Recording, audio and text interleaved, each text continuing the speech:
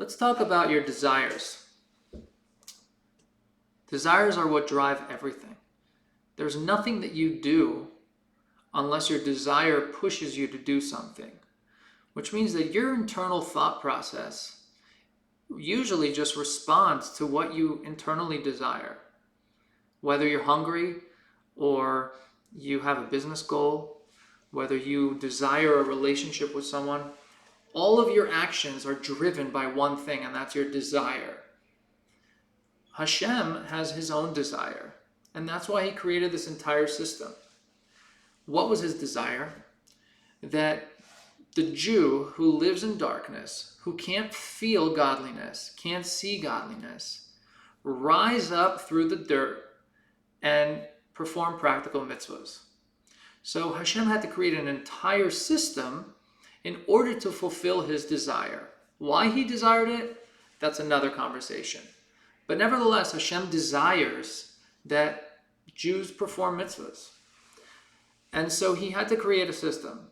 He had to say, well, how do I teach these people that I'm about to create how to actually fulfill my desires of me watching them perform mitzvahs? So he had to create a Torah. Now, the Torah is very holy, obviously. It's one with God because Hashem and his wisdom are one, unlike us. But Hashem is built differently. So he created a Torah as an instruction manual. Why? Not just for us to learn it, because that gives him pleasure, and because it makes us holy, but because it practically teaches us how to fulfill mitzvahs. That's the bottom line for him. He had a desire, which was for mitzvahs to happen, so he had to create a whole system. He had to say, okay, first I'm going to create a world so that people can live in a world, and then I'm going to give them instructions on how to do mitzvahs, i.e. the Torah. And so the bottom line is that his desire is what dictated the rest of the terms. All of creation, all of the Torah, everything that you read about in Bereshis, all of that was done for one single reason. Hashem wanted to quench his thirst and his desire, which is for us to do mitzvahs. So if you think about it, desire is actually a tremendously powerful thing because we're built like Hashem. So what are our desires, and what do our desires lead us to do? If you look at the human, desire drives everything that we do. And so if you want to become a Benoni, if you want to become an intermediate Jew, which we know really is actually the greatest Jew we could ever be, because Hashem didn't create us as tzaddikim, and as you'll learn later on, you could become a tzaddik, but only if you first crush being a Benoni, being an intermediate. Hashem might gift it to you. So if you want to actually achieve greatness as a Jew in this world, you have to learn to change your desires to desire to do mitzvahs. Because I can tell you like this, when I wake up in the morning, I have no interest in going to shul. I want to go to Disneyland and eat those huge turkey legs and funnel cake and not worry about kosher food. I don't necessarily want to be doing those mitzvahs. And so how do I change my desires in order to get me to be excited about Torah and mitzvahs and actually want to do what Hashem created this whole system for anyway, right? How do I actually convince myself that that's what I want? So think about weight loss. That's a good example. We all enjoy food.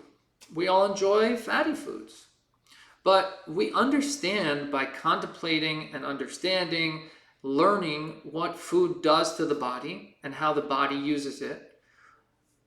And we can use that to our benefit. So if you know nothing and you just go out and eat burgers and fries 3 times a day, you'll probably gain a lot of weight and have health issues. But when you learn and realize that that's not good for you, at first you might still be pretty bummed about it. You might still say, well, I don't really want to not eat burgers and fries, but I kind of know it's not the right thing for me. But the more you learn about it and the more you contemplate it and make it a part of you internally that it's actually not good for you, soon your desires are going to change. You won't have a desire to eat burgers and fries all day. You might actually enjoy not eating burgers and fries all day. So this concept of desire, everyone thinks is natural. Well, I can't control what I desire because that's just what I want, right? Not true. Through contemplation and understanding, and delving into concepts and internalizing them, you can actually change your innermost desires. Believe it or not, I've done it many times. That doesn't mean it's not easy. That doesn't mean that I don't have to reinforce those ideas in order to keep my desires what they are. But give you a prime example. I love my wife. Now, does that mean I'll never be attracted to other women?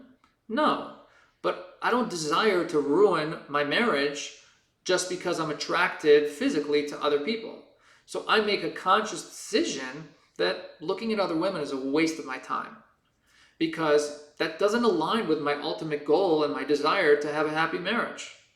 So naturally, the more I think about that, the less other women even mean anything to me. Okay, you're attractive, big deal. Who gives a shit, right? But the reality is that I feel differently about it because I've contemplated enough what my goals are that my desires have changed. You can do that too.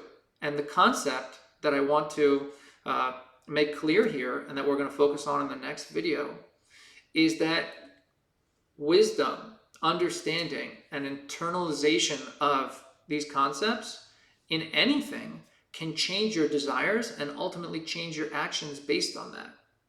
So get this concept down, accept this as a truth. If you look at any modern day psychology, you will see that it follows this path. Changing your feelings has to do with changing your understanding. Changing your understanding will allow you to feel different things and will change your future desires. With that, have a great Shabbos.